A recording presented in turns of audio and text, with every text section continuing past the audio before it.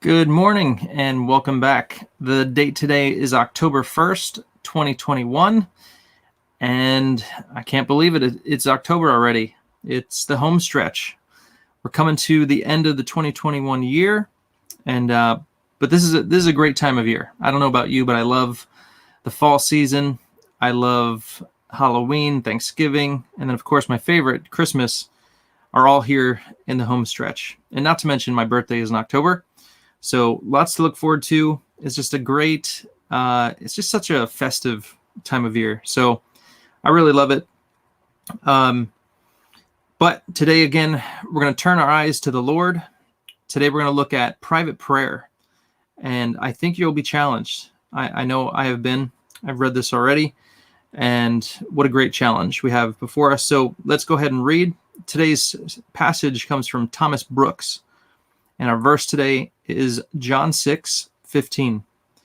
Jesus withdrew again to the mountain by himself. Private prayer is the gate of heaven.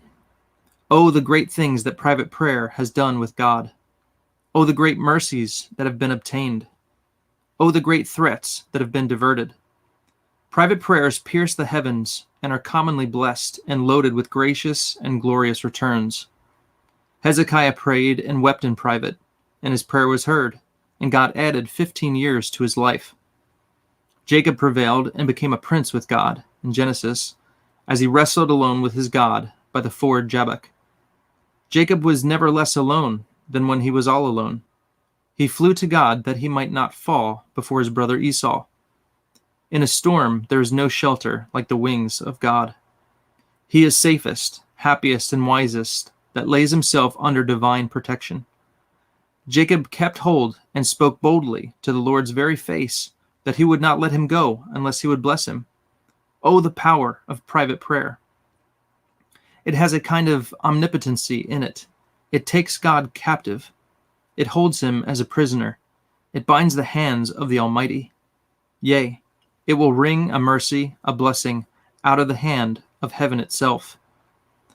Oh, the power of that prayer that makes a man victorious over the greatest, the highest power.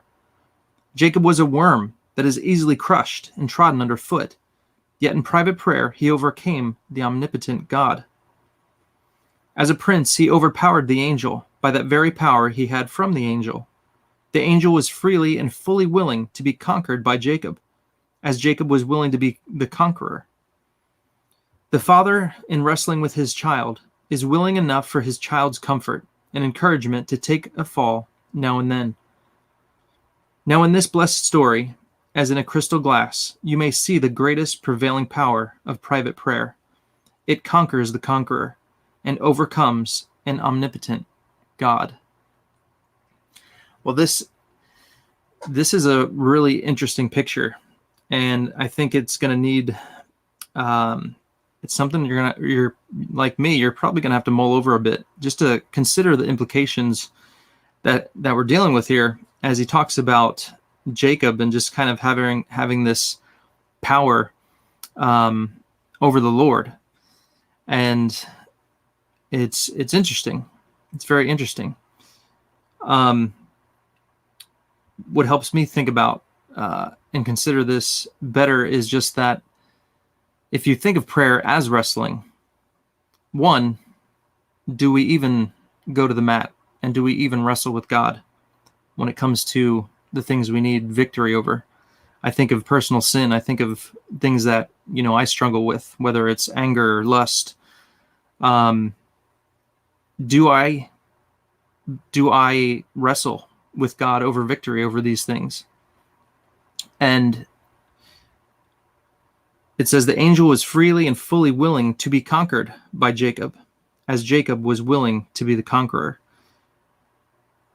If we're willing to go to the mat, if we're willing to wrestle with God for the victory, to conquer these struggles that we have, it doesn't have to be to get a blessing, but it could just be for victory in certain areas. It could be to be a better husband, to be a better father. It could be any of these things, which I guess you could consider a blessing. But just that we would even wrestle.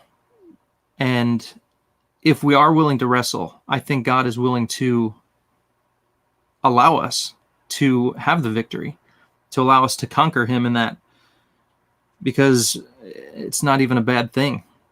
But I guess the question is, and I have to challenge myself is, do I even wrestle with God in personal prayer? It's definitely an area that I need to grow in. But what a great picture, and just something to encourage ourselves in, that God is willing to give us the victory. He's willing to let us come to him, wrestle, to have power over him. And he's willing to give us this blessing or give us this victory that we're seeking, because he is a good God. And you kind of have to look at it as at an angle from a father. If my child wants something, and I might make them kind of work for it. I might make them wrestle me a bit for it. I'm not just going to let it go freely. It's something they're going to have to give a little bit to as well. So great things to consider. Again, I think this is just a great picture, something you'd have to contemplate a bit to kind of wrestle with, no pun intended, and just kind of understand the meaning here. But what a great story and picture that he's given us here. So thank you guys for tuning in. I pray you have a great day, and I look forward to speaking with you all tomorrow.